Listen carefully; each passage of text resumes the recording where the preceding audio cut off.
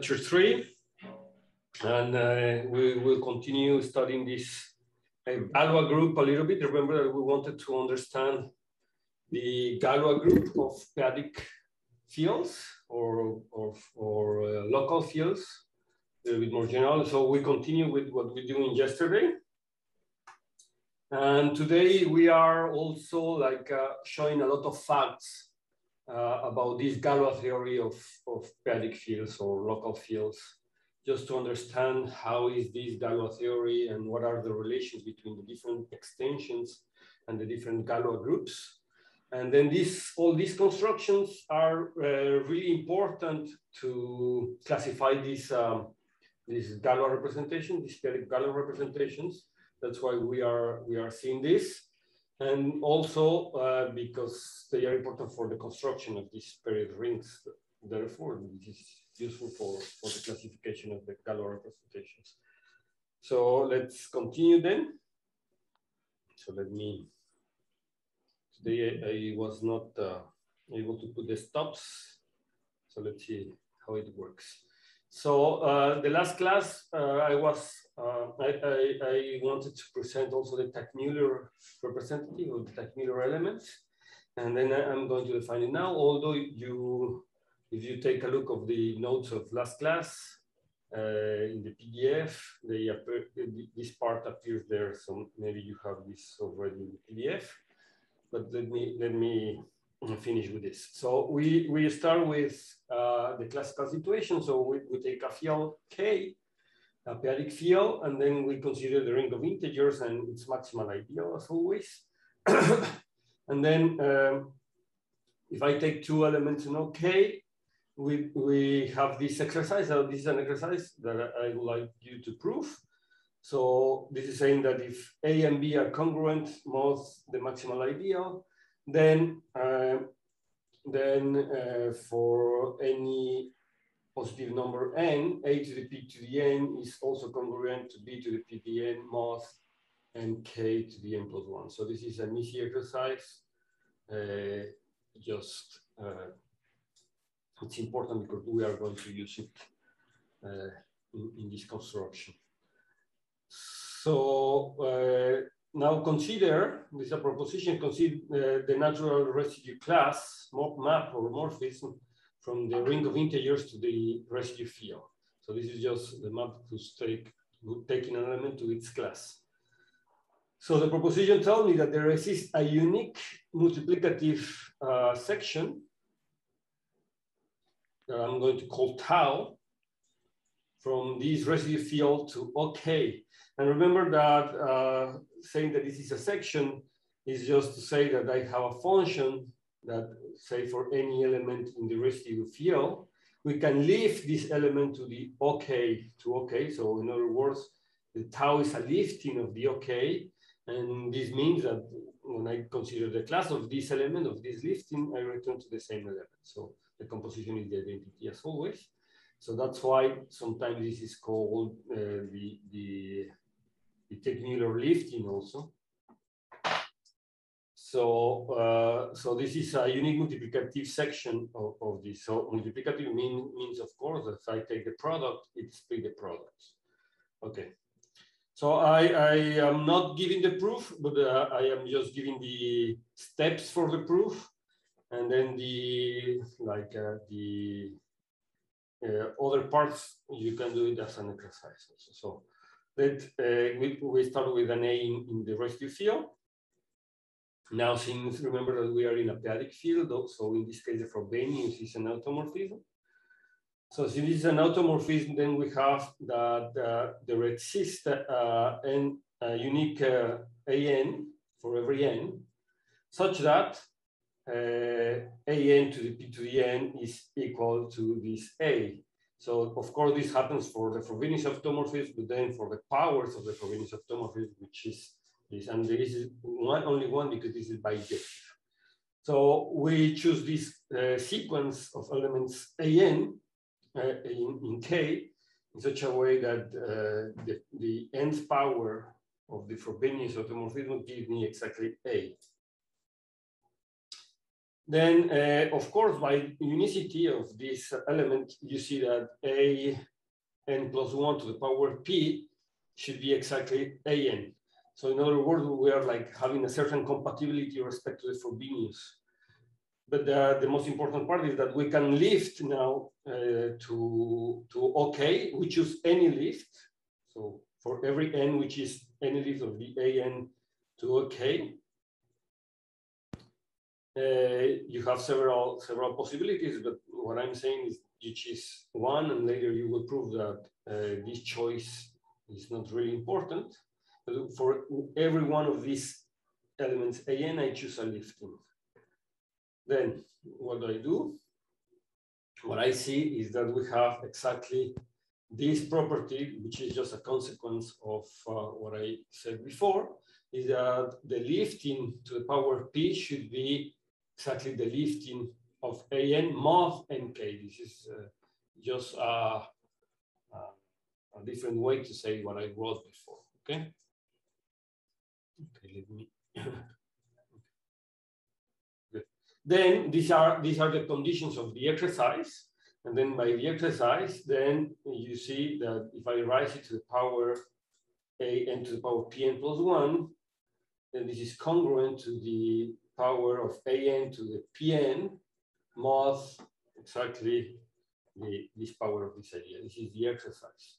And then what we are having here is that, in fact, these liftings are like a compatible sequence of elements. So it determines a compatible sequence. And in other words, this is to say that this belongs, say, to the sequence, like kind of belongs to the projective limit, or I can consider the limit using the topology that we constructed, the evaluation of the absolute value, and then this limit exists, okay? So the limit of these elements is what we call the Tag-Muller. So this is take A is, of course, is the exercise, is independent of the choices that we did in the lifting. And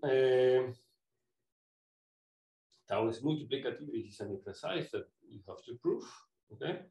Tau is multiplicative, and tau is, of course, unique, okay? Right, so this is also classical. So then we have a note that if K, so I'm sorry because of my notations are not very clear when you write by hand, but this is a capital K and this is kappa, that is the residue field of K. So if I have K and the residue field have the same characteristic, then, since this is a local field, so P must be, they must have characteristic P bigger than 0, positive characteristic. Then in this case, this tau is a ring homomorphism. Okay, so and in this case, then things are easier because it's a ring homomorphism, and you will see in a second why. And then we have, this is one of the reasons you have in this case a very nice description of the ring of integers of the field and also of the field itself. So if I choose pi a uniformizer, then we have that my ring of integers is just this ring, the series, ring of power series in pi with coefficient k, and the ring of Laurent series also in pi, okay? So that's a very nice description. But in the case we are mostly interested, that means the p-adic field for finite extensions of QP, we don't have these situations because K and the residue field have different characteristics. So this is, we're interested in the case of mixed characteristics most of the time, although this is an important consequence of this construction. Okay. So one characteristic K is 0, then in this case, then tau is not a ring homomorphism. And then we can say some other things, but I guess. This is one of the problems we have in mixed characteristics, and this is why we introduce these bit vectors. And then this is Genaro who is going to talk about these bit vectors in order to solve some of the problems that we have when we try to understand these fields and the ring.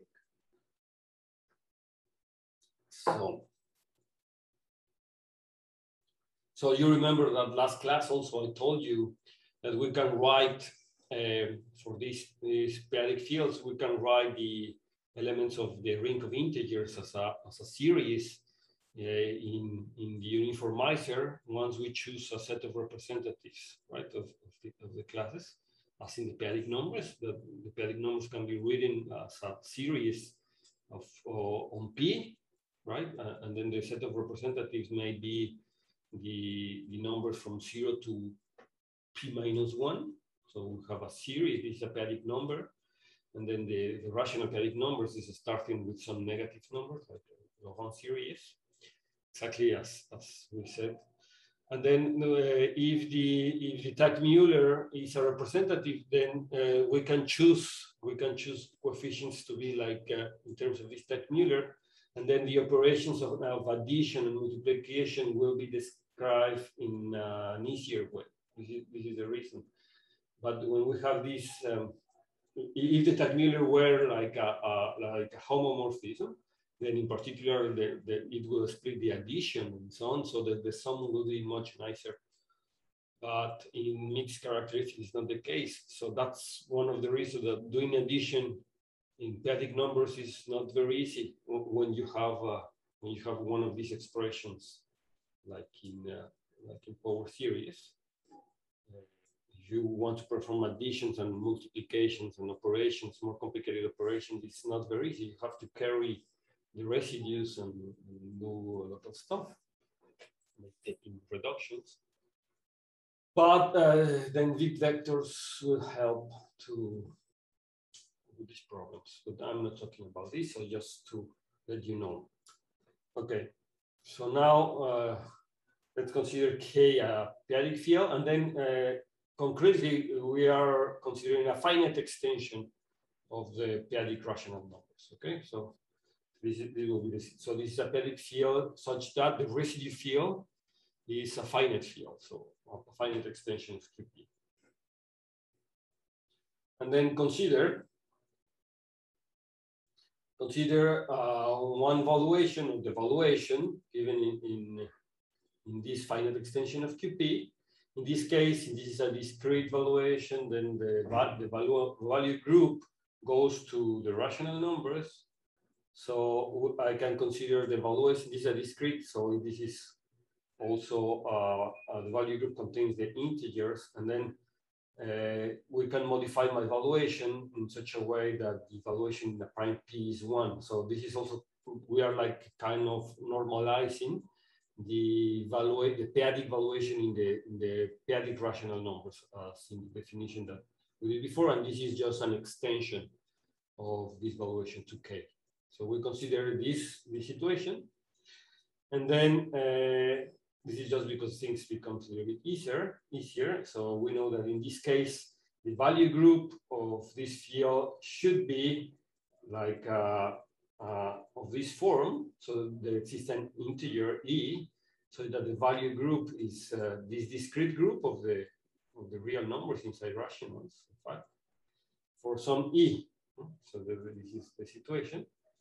And then this E is what we call the ramification index of the extension of the ramification in this case.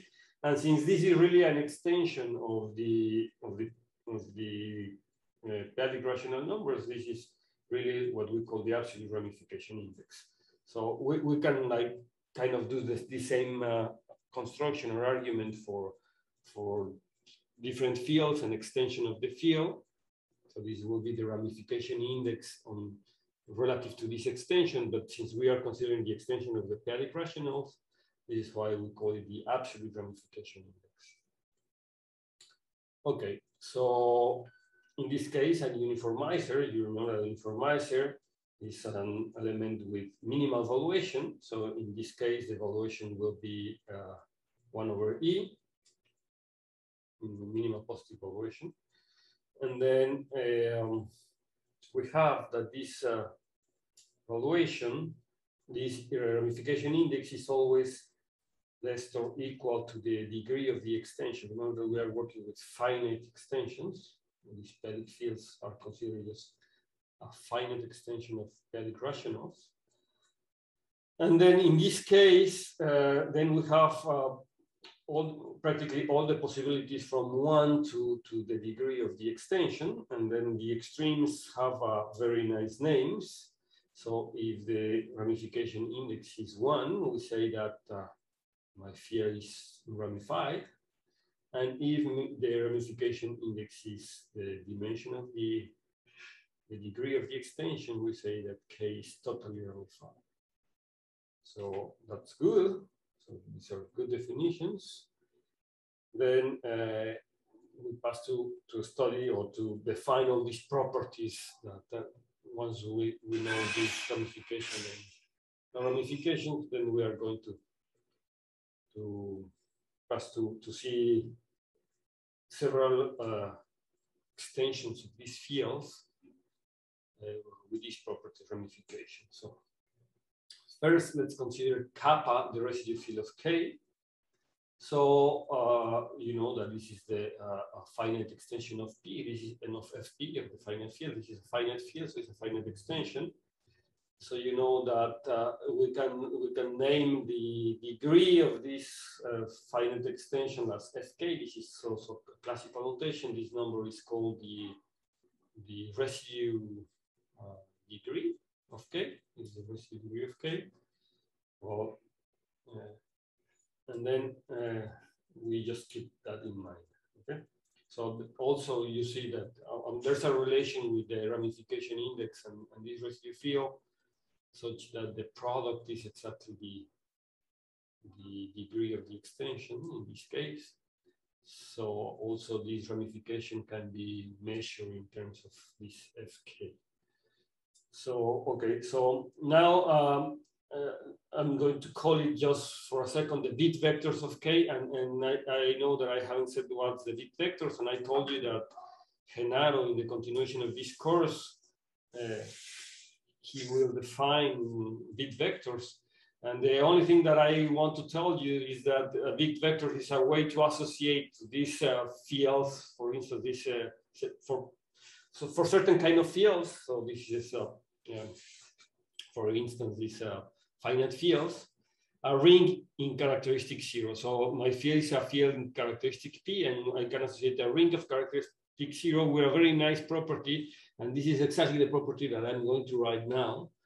But for instance, if I take the finite field Fp, when I calculate the bit vectors with Fp, what I get is exactly the p-adic integers. So this is like the property of these bit vectors, this nice property. If I take a finite field, when I consider this, I get like the ring of integers of a very nice extension field. And then to be concrete, so let me tell you what I mean. So this is the ring of this vector with coefficient K, and I consider the fraction. This is an integral domain, and then I can consider the fraction field of this ring, these bit vectors, and then it happens that we can embed this fraction field into my field, K. So this is not necessarily the K, but this is a subfield of K. And it turns out that this is the maximum ramified extension of QP inside K. So, so this is the nice property of bit vector that I would like to mention now. So we can also try to understand these bit vectors in this way if you want, if I'm not going to define it. So just accept this fact. So bit vectors is a very nice, it's a ring that I associate to these finite fields. This residue field in such a way, when I construct it, I get a ring in characteristic 0, which is a domain. whose field fraction is just an extension of K, an extension of QP, sorry, it's an extension of QP, which lives inside K. And this extension is very nice. In which sense? Well, this is an unramified extension, but not any unramified extension. This is just the maximal unramified extension. Okay, this is the maximum unramified extension of QP inside K. So this is very useful. So we'll have that in particular, then this extension of K over K0 cannot be ramified. So then we say that this is totally ramified, right? So this is the other definition. So what we are having is that then this K0 is an intermediate field such that the first part is totally ramified and the next part in the extension is is unramified. I mean, my hands were in the other direction. Anyway, I bet you understand what I wanted to say. Okay. So now we consider the algebraic closure of the of my kappa. Is the algebraic closure of my p-adic field. Not of kappa, sorry, of K. This is the algebraic closure of K of my p-adic field. Then with the valuation, that is the valuation, the unique valuation that extend. So this valuation that I already defined. So this is the valuation such that in P is equal to 1. Okay. Then we can consider, as we did, this ring of integers and the maximal ideal, the unique maximal ideal, and the residue field also. So we denote that as suspected, so just with the bar inside.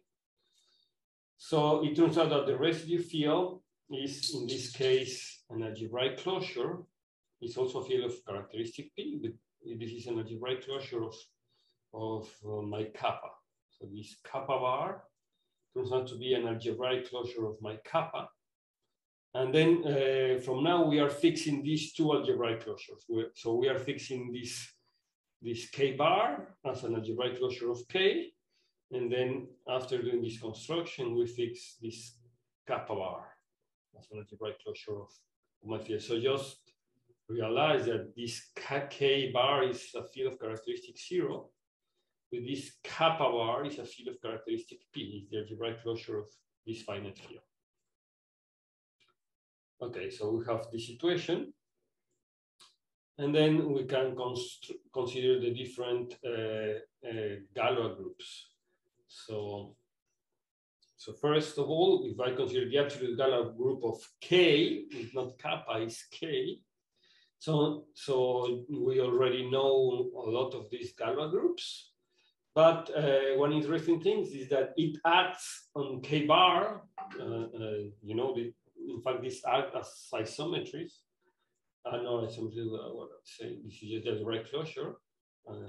It acts on K bar, and in fact, this stabilizes these rings. I mean, the ring of integers of K bar, and also the maximal ideal. So the action of J in these guys let them invariant. So I mean, it stabilizes them. Okay.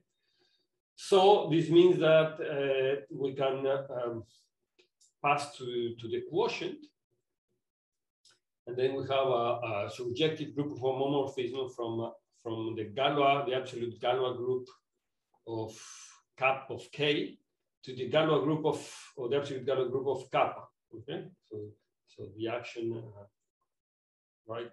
Because this stabilizes these guys, then the action passes to the quotient, and then in the quotient I get exactly an automorphism of kappa bar, and then that fixes K. So therefore, what we get is a morphism or a subjective group homomorphism between the Galois group, the absolute Galois group of K, to the Galois group of kappa. I mean, you can work the details and you will convince yourself that this is the situation. And then this is a surjective homomorphism, but this is not injective in general. So, so we call the inertia group of K, denoted by IK, is exactly the kernel of this homomorphism. And then we see that by Galois theory, this is a subgroup of the Galois group, okay? And then by the Galois correspondence, it corresponds to a field, and it turns out that the field that we associate, so the fixed field of this subgroup, is exactly the K unramified. So this is by Galois theory, so it's the Galois correspondence. So, and then this field that we get is the maximal, this is called the maximal unramified extension of K, okay? So this is now like the maximal unramified extension. Of course, this is an unramified extension, or union of unramified extensions. And then we have this property that we have this exact sequence. That is just another way of saying exactly what I said before. That we have this map here, which is this map that I wrote here. This is surjective, and the kernel is just the inertia, okay, which is a subgroup of GK, a closed subgroup of GK. Okay. So far. Rogelio. Yeah. There's a question in the chat. I already answered it, but it's better if you explain a little bit. What's the stability? Asem is asking you if you mean that the Galois group stabilizes OK instead of OK bar. No, I'm saying not OK. No, I mean, you say what you say is right. It's stabilizing OK bar. OK bar and then K bar. It's not actually, you're not saying that it acts trivially. No. It is not, it doesn't mean that acts trivially, no? This is just that the Galois action, when we, when we just make JK acts in OK, the orbit, say, is still in OK bar, right? So if I take an element here, and I do the action by one of these elements of GK, so the evaluation, and the image is still in OK bar. And the same happened with the maximal ideal, with this maximal ideal and K bar. So then that's why we consider the quotient, and the quotient of these two guys, remember, this is K bar, what we call K bar, and then that's why we can pass this MJ when we do this morphism, which is basically the evaluation of the class, right? But this is well defined because it passed to the class. Then give me an automorphism of K bar fixing K. So therefore, this is an element of the absolute Galois group. This is what I'm saying. And then this is exactly what I said. You can work the details, and you will easily combine yourself that this is the situation. Okay. When I said that it stabilizes, it's not that the action of GK in here is the identity. It acts trivially. No, it is not the case. It's just that the values of the action of J returns to the same ring, and also to the maximal idea. Okay. So I guess this answered the question. Okay.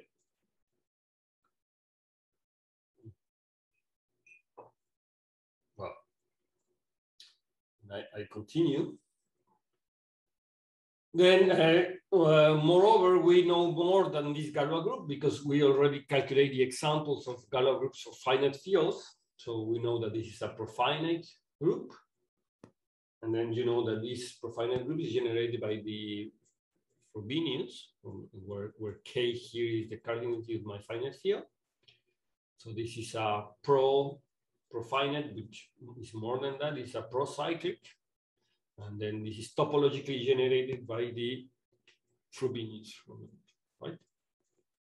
So Now we have that every finite extension of the K ramified. So let's consider just a finite extension of K ramified. We call it K prime. So such that P does not divide the degree of the extension. So we choose an extension in such a way that this degree is prime to P. Then what I said is that this extension is kind of a nice extension. It's not that a very bad extension. This is, in fact, obtained from K ramified, just by adding the end root of the uniformizer. I add the end root of the uniformizer. So every finite extension of K ramified, K prime, such that P does not divide the degree of the extension is a simple extension just by adding the end root of the uniformizer. So this is a very nice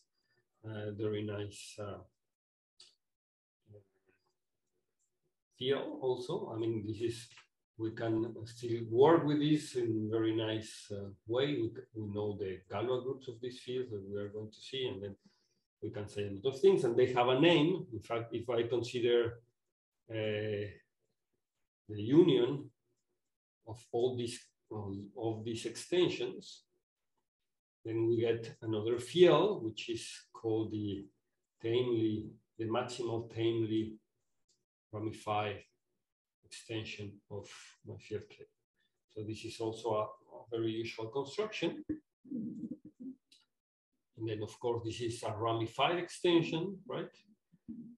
And then the union of all of this is the maximal tamely ramified extension, okay?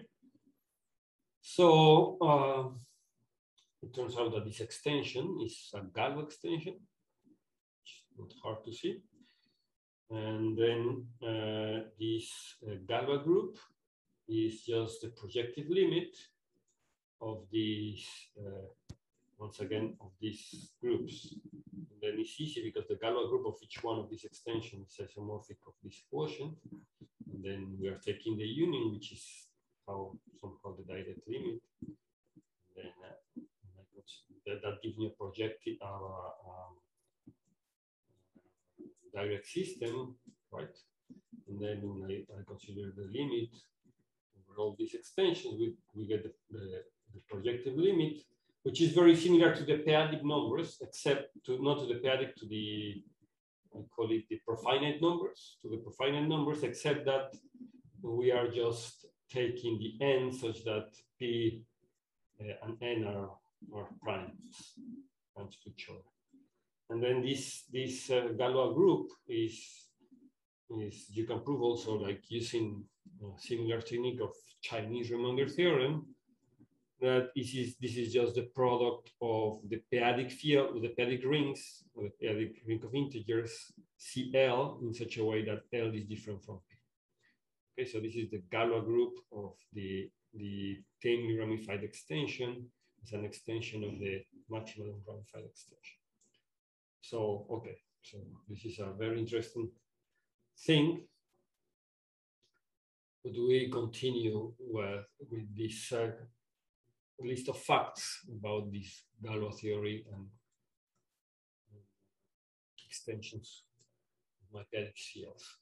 So we see that any finite extension of KTR, TR is for tamely ramified, any finite extension of KTR has degree a power of P, Pm for some integer n. And then for, once again, I can use the Galois correspondence that we studied before. And since this extension is a Galois extension, so we must have a closed subgroup associated to it. So the closed subgroup that we associate to it is denoted by PK, and it should be a subgroup of the Galois group or of this inertia group, sorry. And also because of the Galois correspondence and the reversing order property. And then this group turns to be the pro-p-silo group of IK. So I didn't say what's a pro-p-silo group, but I said that all this pro thing is that pro whatever is depending on how you are calculating the projective limit of the groups. If you take cyclic groups, you get, and you calculate the projective limit, you get a pro-cyclic group. You get finite groups and you calculate the limit, you get pro-finite groups. And then if you take p-silo groups, and then you have a projective limit, and what you get is pro-p-silo groups, okay? So this is the pro-p-silo groups of IK. And of course, we have the exact sequence, this exact sequence here, okay? And then, well, this is more or less everything that I want to say. I just want to say something about the cycloatomic extensions because they are also very important. And for that, let's take mu n in k bar be a primitive nth root of unity. Okay, a primitive nth root of unity. Then the cycloatomic extension of K is the subextension of K bar generated exactly by all the nth primitive roots of unity. Okay, so this is what we call K cyclic or cyclic. I guess this is the correct pronunciation. Is just adding to K all these primitive roots of unity, and therefore we are adding all the roots of unity, right? So this is, we consider this, of course, inside K bar. And then if I just add one of these n roots of unity, this is, this is a cycloatomic extension. This is a Galois extension. And then for these extensions, we have a very important character, which is called the cycloatomic character, which is a map or a map from the Galois group to this CMOD NC star.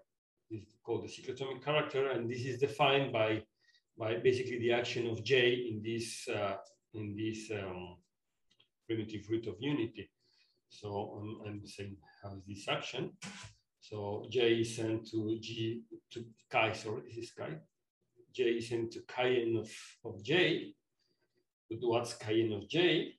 So if I consider the nth primitive root of unity, and I let act G to this primitive root of unity, we must have another root of unity. Right? The action of roots of unity goes to another root of unity. This is very easy to see because of the minimal polynomial or because of the polynomial x to the power n minus 1 is invariant under the action of J. And then since this mu is a primitive root of unity, then we must have that this value should be a power, once again, of this primitive root of unity. And the power is exactly the value that I am considering here. Okay? So just let me open my door.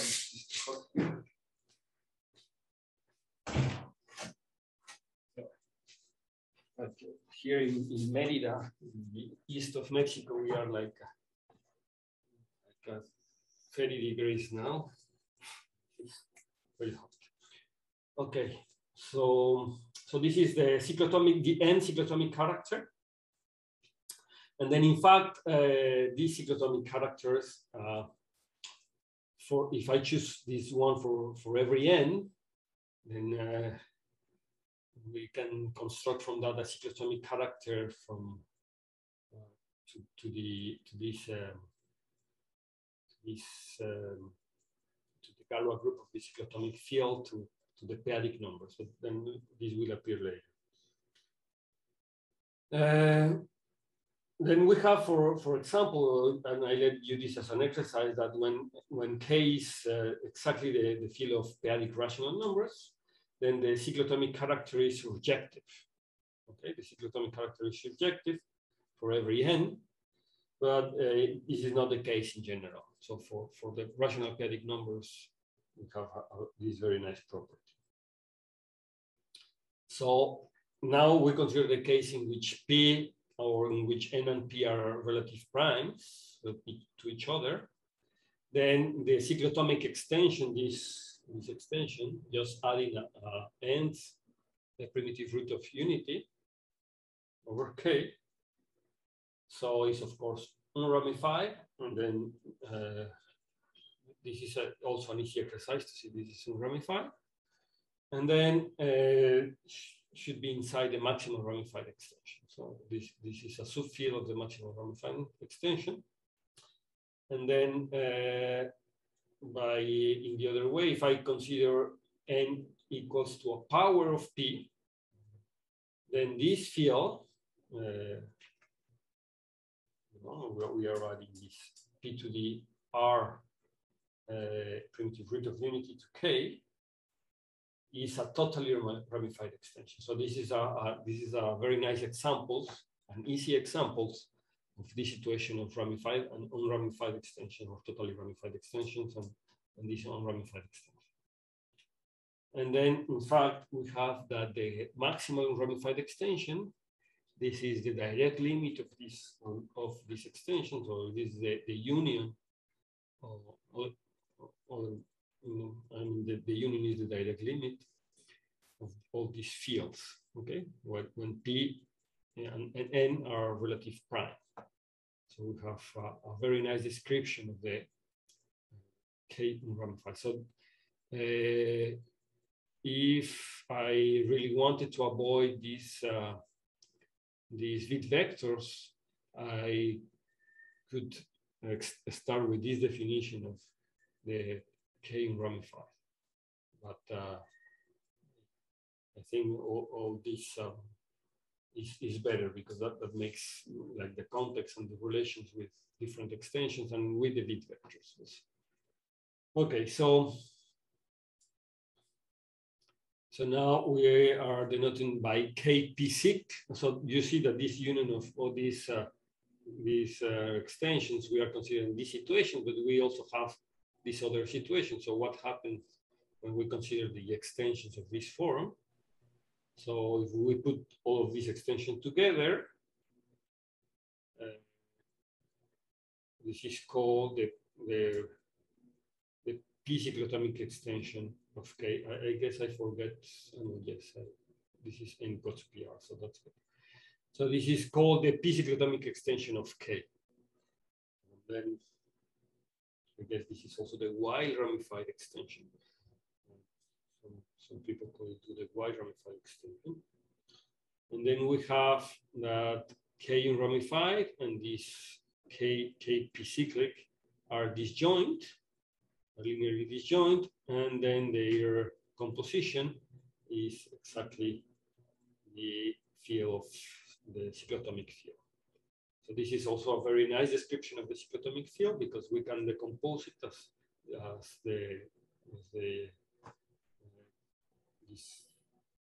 what's the name of it? The composition of the two linearly disjoint fields, which are the maximally ramified extension with very nice properties and very nice description, and this other field, which is the wild ramification of the K-p-cyclic field.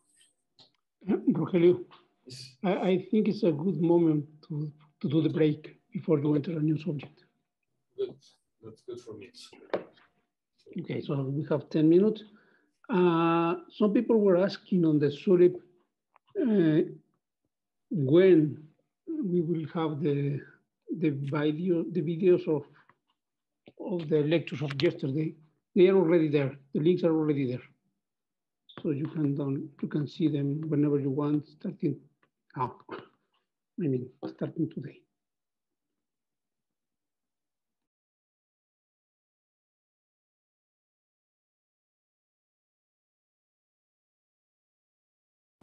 Yes, thank you.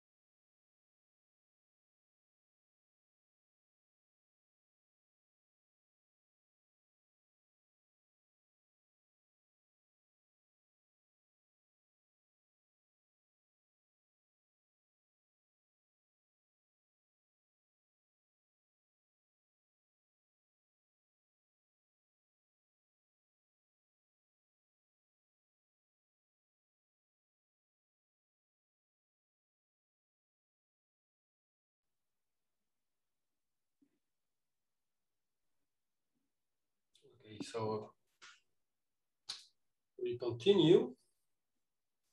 Okay, so what's next? So now I would like to change of mind. This is more or less everything I wanted to say about this Galois theory. There are much more things to say. This is all, of course, in local fields. But we want to go to these p-adic representations, and then I added, and I think it's a good idea to talk a little bit about p-adic representations before, just because we can get some examples, and since they are easier, then we can get a flavor of what we are doing. So I hope I can go fast for this. And then maybe tomorrow I will start with this concrete representation, like Hodge representation, so which is the first example of this kind of representation that I wanted to study. And I see I have a question. What is the notion of the composition? Well, the composition is the field, which is the minimum field that contains both, right? Like it's like or you take one field and then you add all the elements of the other field to your field, if you want one by one, or this is like my field together with all the other elements. Is the composition. This is the composition of two fields, you know, so like the product of these two fields. So this is, what is the notation? You are saying the notation for the composition. Well, the notation we use for the composition of fields, we usually write them as a product, usually, as a product of these two fields. Or one field, parentheses, the other field. And this is the notation of the composition. Okay. So I hope this answers your question, Juan. And then, okay, I continue. So we are going to see some melodic representation of local fields. So for that, we start with some definitions. So let G be a topological group. And then, of course, the examples of topological groups are the Galois groups that we want to consider. But for this definition, we can make it in general. So let G be a topological group, and let E be a field. Also, we are taking here any field, but of course, we want to consider p-adic fields or a finite field or one of these fields that we are studying now. So let's start with this definition. So a linear representation of G with coefficients in E is a finite dimensional E vector space that we call V with a linear action of G. Okay, so and of course, for every representation, this is just saying that we have an homomorphism from G to the automorphism group of B, and then this is also denoted by GLH of E, where H is just the dimension of my vector space. Okay, so this is what we mean by a linear representation of G. This is a general theory, a linear representation. So if V is also a topological space, then if the action of my group is continuous in B, we would say that this is a continuous representation. Okay, so continuous representations are just representations such that the action of these elements is continuous. If E is a topological field, and V is endowed with the topology induced by the topological field, then we say that my V, or my representation, is a E-linear representation. Okay, so we have all these definitions. And then if now we consider the Galois group, and then here I'm considering the absolute Galois group. Since I am working with a general field, then I have to consider the separable closure. Here, this is the separable closure, but in our cases, in p-adic fields, then the separable, we are in fields characteristic 0, so the separable closure of this field will be exactly the algebraic closure. So if you want to think just in these fields, p-adic fields, for instance, then this is the same. Also for finite fields, the separable closure is the same as the algebraic closure, and in fact for every perfect field, which are our main examples. So I just write it the separable closure because I mean this theory is a little bit more general. Just keep that in mind. So then V, or my representation, in this case, when we consider this Galois group, which is a topological group, then V is called a Galois representation. Okay. So now we are ready to define what is a Lattice representation. So a Lattice representation, for that we consider a K a field and L a Galois extension of my field. And then we consider the Galois group of this extension. Okay, so normal. So a Lattice representation of J is a finite dimensional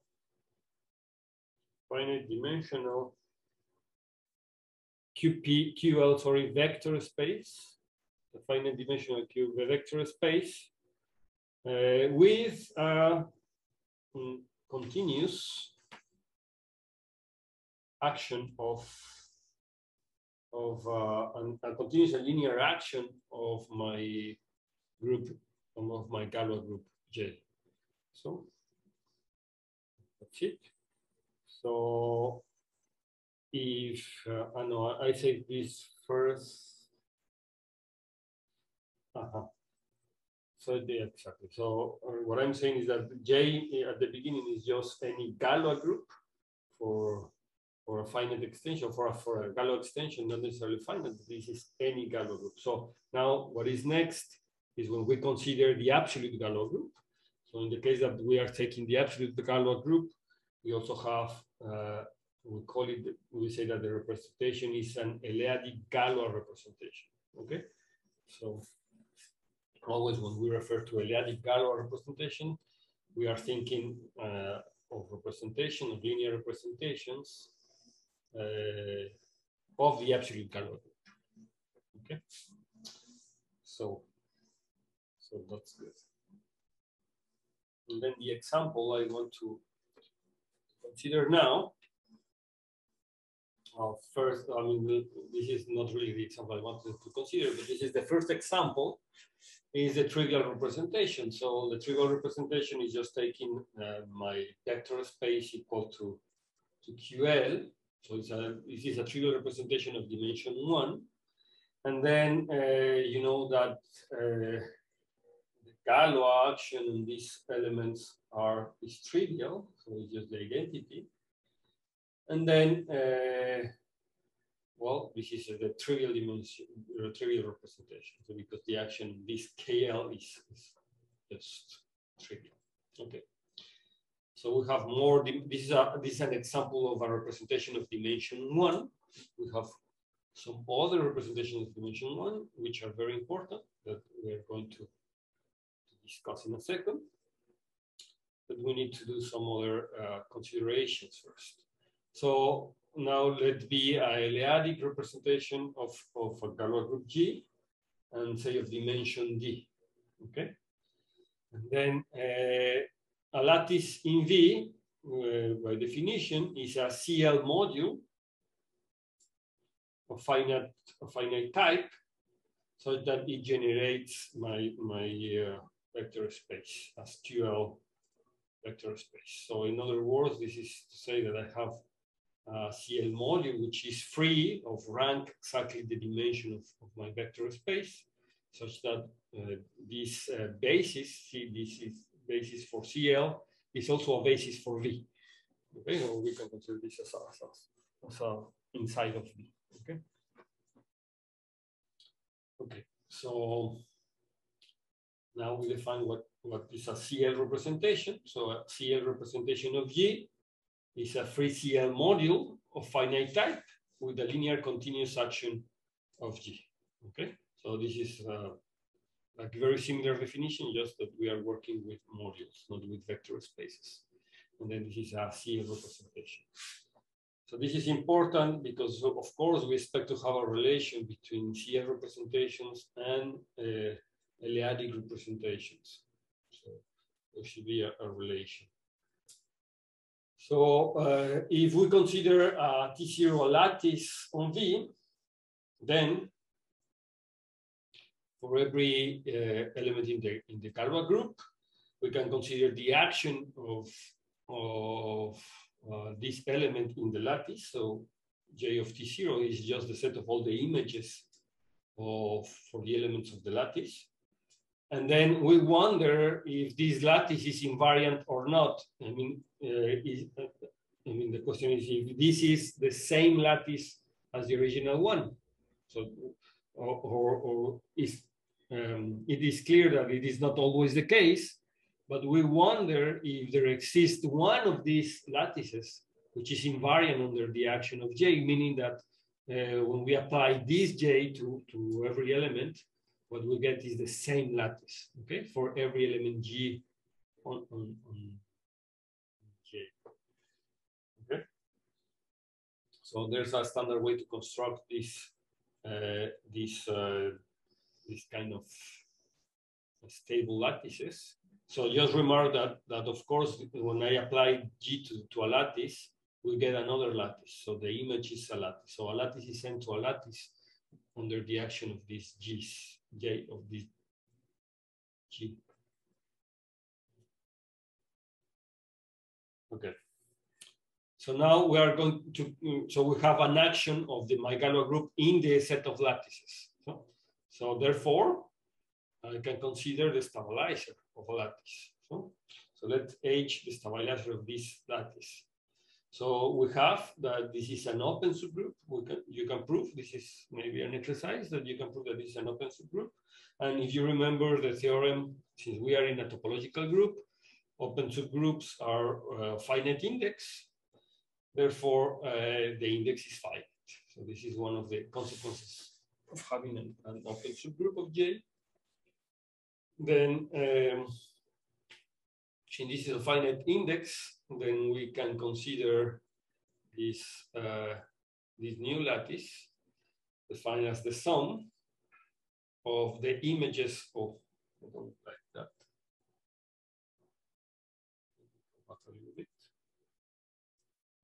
So we can consider the lattice as the sum of all these images, and then since the lattice is since we are considering this stabilizer and this stabilizer is finite, you see that the sum should be finite, right? Because the number of different lattices is just I mean, you have a lot of lattices the same once we take elements in the H. So, which means that the different lattices only depends on the class of the elements of J, and therefore we only have a finite sum. So, and since this is a finite sum, this is again a lattice, and of course you see that this is a stable lattice. Okay, so this is a standard way to construct like stable things, but this is very nice to have a stable lattice. So, because this stable lattice is a CL representation, we have an action of CL, so the action of the Galois group also stays in T. And then if I consider a basis of T over CL, it is also a QL basis for my field B. So this is more or less what we wanted. So when we have the CL representation, you know that when we tensor this with QL, sorry, we are recovering my V. Okay, so we start with a V with a representation. And then we consider the lattices. We take a stable lattice. This stable lattice is a CL representation. And then from this CL representation, we can recover V, just tensoring with QL, or just considering the vector space. So this is exactly what we have. We have the situation. We have the representation, the morphism given by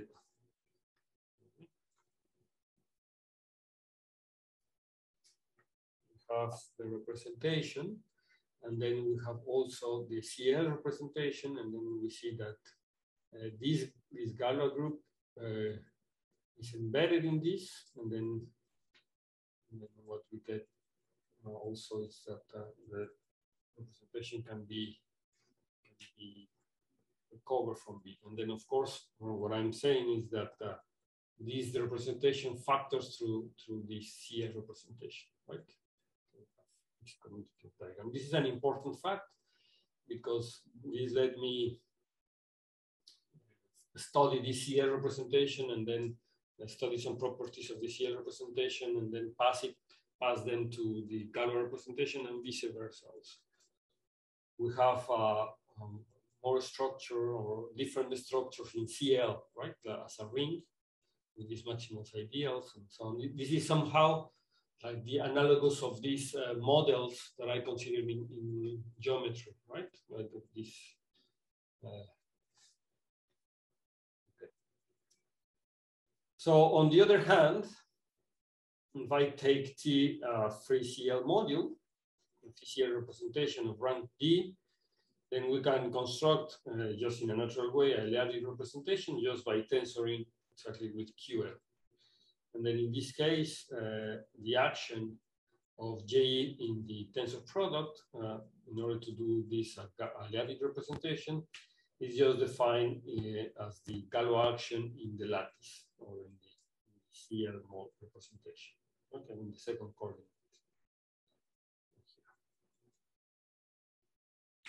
Very good. So I can describe it in the generators. We can verify that this is well defined, and then definition is universal property of the tensor product if you want. And then once this is well defined, we can describe it just in the generators. Obviously, in any general element, this will be linear. Okay, of course. So. Now we can use the same thing that we always use when we study representations, so which is constructing new representations from the linear algebra classical constructions. So this is what we get. So if we consider V1 and V2 and V L-adic representations of the absolute Galois group, then we can construct the tensor product of this representation is a vector space, but then we can give the structure of a representation of G just by saying how is the action once again in the generators of the tensor product, and then acting diagonally. So G of V1 tensor G of V2. Once again, we have to prove, or this is an exercise to prove that this definition is well defined. You remember that with tensor products, we have to be careful with this definition, maybe using the universal property, but once this definition is good, we can describe this once again in terms of the generators, and it will be like, so it will act diagonally in V1 and in V2. So it turns out that this is a Lattice representation, of course. And then once we have that the tensor product is a representation, then we have a bunch of other representation that comes from this construction. For instance, the R-symmetric power in a vector space. This is also a representation. So we can consider the R-symmetric power with the natural action, of course, coming from the tensor product, we get also this analytic representation. And similarly, we get the exterior power of B. And then if I consider the exterior power of this vector space, we also have, with the natural action of G in the elements of the wedge product, Lattice representation. They are classical constructions. And finally, the dual representation. So we consider all the linear applications from V to QL. So all the forms. And then here the description of the action of G is a little bit, this is a standard also if you know some representation theory, but if at the beginning it may be a bit different from what you think, but this is completely standard also. So the action of G in one of these forms will be G5, sorry, on V. This will act, G, we will let act G as the inverse acting in the vector, and then we evaluate my form in this action. This is just to have a real action. So you can see that if you do this definition, this is a real action. So you will get a lot. If you do in the other way, you're like just multiplying by G, you are not getting an action. And then this dual representation is called exactly the dual representation. Okay, so this is good, but then we would like to see some examples. So now for that we consider F any field, and we will denote by mu n, as before. Mu n of F is the set of nth root L as mu Ln, because this is important, is the set of Ln roots of unity of F. For anything we can do that. So now we are going to study the Tate module of GM. This is GM is the multiplicative group, right? So remember that GM evaluated in a field just give me the group of multiplicative elements of the field. So the field minus the origin. But we can consider this as a scheme, for example, right? So I'm not going on that now. But just if you don't know this multiplicative group, just think that the K points of this scheme, if you want, are just the field without the zero. So the multiplicative group of the field. Okay. Now we have, of course, this exact sequence when we consider the algebraic closure for p-adic fields or the separable closure. We have this exact sequence when we consider this map. I mean, we take a map, we take an element here in the KS, an element non-zero element in the separable closure, and we raise it to the power L to the n. So we get a map from here to here, which is surjective exactly because we are in the separable closure. So these powers are there are surjectives. And then we get this surjection, and then this we consider the kernels as a group, and then the kernel is exactly the n roots of unity. Okay, so this is just a nice way to describe this set. Then we have two possibilities for these roots of unity. We wonder which are the roots of unity. So we have that if the characteristic of my field is different from L, then this is a cyclic group, and then it's exactly with n elements is a commutative cyclic group. So this should be isomorphic to this cyclic group. But when the characteristic is equal to L, then you see, right? You see that then you have only one root, which is 1, and therefore this group of root of unities is 1. So this case, when k is equal to, the characteristic of k is equal to L, is not very interesting. So we are going to consider when we have a different characteristic, or where the characteristic of k is different from L. So in this case, the characteristic is then we have a projective system, or we're going to show a projective system just taking the powers of the L powers of this. So we consider the projective system of these groups of the Ln roots of unity to the Ln's, and the map is just rising to the power L. You can easily verify that this is a good morphism in this category of groups, and that this morphism together with these groups form a projective system. And you know that once we have a projective system, we can consider the projective limit. And by the way, we have this isomorphism, so we will know right away which one is a projective system, or isomorphic to what is a projective system. So this is an inverse of projective system, and then we define the Tate module of GM. I guess this should be the Tate lattice of GM, is just the projective limit of these groups.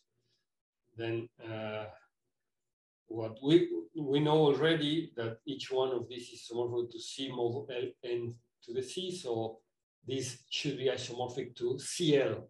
But we don't want to consider this isomorphism just like that. What we want to say that this is a free CL module. It's a free CL module of rank 1. Okay, so of course they are isomorphic to CL. But we want this because we want to understand what is the action. So the point is that we have a natural action of the Galois group in these roots of unity. You know that if I take a root of unity and I apply the Galois group to each one of these roots of unity, we get another root of unity. So we already have a natural Galois action in these sets. So this Galois action is not the same as the Galois action of the L-adic numbers. I mean, that we have in the L-adic numbers. So we have to distinguish this situation. So in fact, we see that if we take a CL module, we want to describe this as a CL module, we can take, you see that you remember that we already studied what is the action on these guys. And I said that this through the cycloatomic character. Because if I take a ln to their unity, a primitive root of unity, and then I apply the Galois group, the action of the Galois element in the Galois group, then I get another root of unity, which should be a power of the primitive root of unity, and then this power is the cycloatomic character, and then in fact this action is through the cycloatomic character. But this action can be described as CL module in a very nice way, just considering T, this element in the projective limit, in which this element is such that A0 is equal to 1. So the first element is equal to 1. This is a compatible sequence if you want. A1 is equal to 1, I said. And then we want I guess I want a root. We want them to be these roots of unity, and then primitive roots of unity, and then we want these compatibility conditions. So then the Tate lattice is this CL times T, and then the action from lambda in one element in CL. So the action will be described in this generator T. It turns out that this element T is a generator. And then the action is just as we expect. So will be through the cycloatomic character. So this is the cycloatomic character, as I said.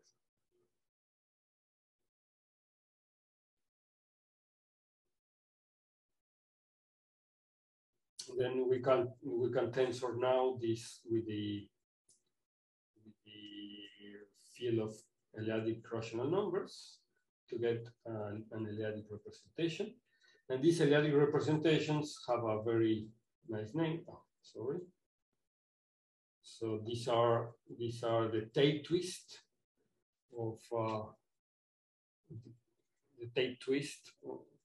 So they are representation of dimension 1. They are called just the Tate twist. So the CL Tate twist and the L-adic Tate twist. This is a 1.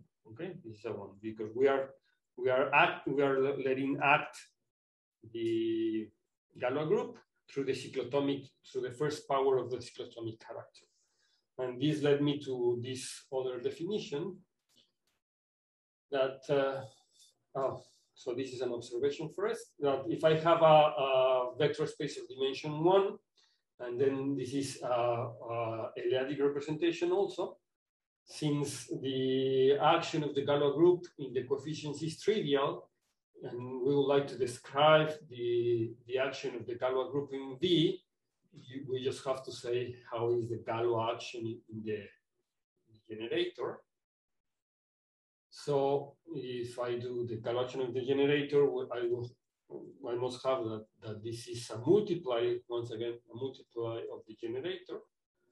And then what we get is just a character from the Galois group to QL star. So this is a character. So then if my representation is a continuous representation, what I get is a continuous character. It's a continuous homomorphism. So exactly the Tate twist is, in general, the Tate twist is, here is an R. If you wonder which letter is this is an R. So the Tate twist or the R Tate twist of QL is this one-dimensional representation.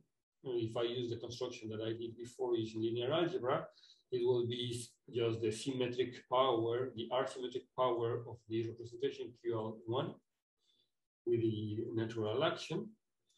And then QL minus R will be the dual of this symmetric representation of this R representation that I defined before.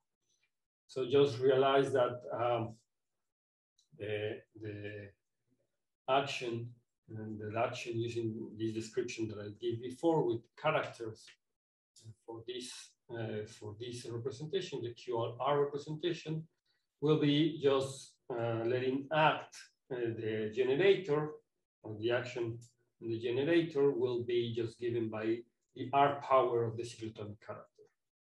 So, and then this is the Tate twist. This is the famous Tate twist, which are representations of dimension 1. Okay, so we already have some L-adic representations, and that's very good. From this, we can construct some other difference, some other. Sorry, so let me just write here. So if B is L-adic representation, then we denote by VL or VR, just by definition, will be V tensor this QL. So we twist the representation, and this is the twist of V, okay, the Tate twist of V.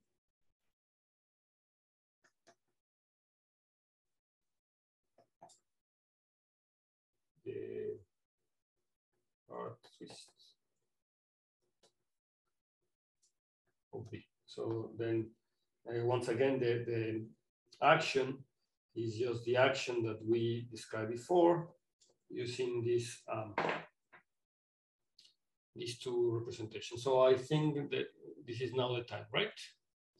This is 10:30.